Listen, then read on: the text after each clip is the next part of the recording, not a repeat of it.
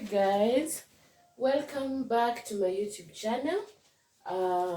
It's Mwalimu R Gigi, your favorite teacher in the 254. Just disadvantages.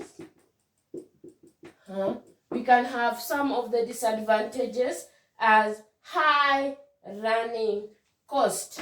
High running cost. Even if the fuel is cheaper, but we will buy the fuel.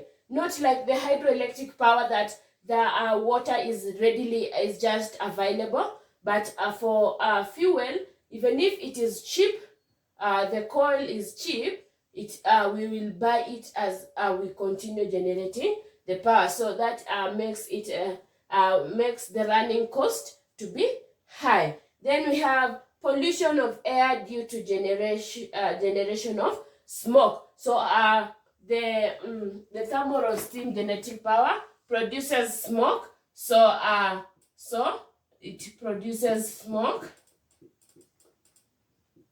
gas, air.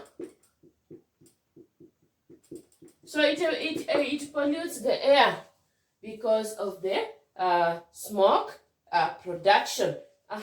So we can that is all about the thermal or steam power stations, the disadvantages and the advantages.